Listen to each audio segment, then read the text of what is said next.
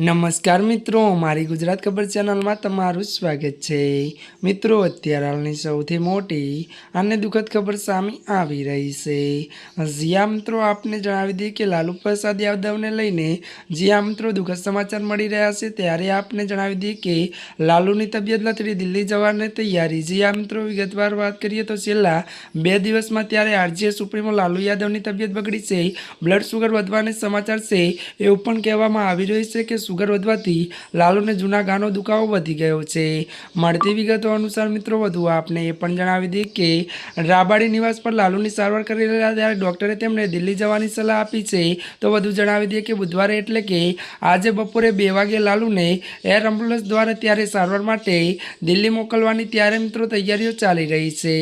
જ્યાં મિત્રો અત્યારની આ દુઃખદ ખબર સામે આવી રહી છે।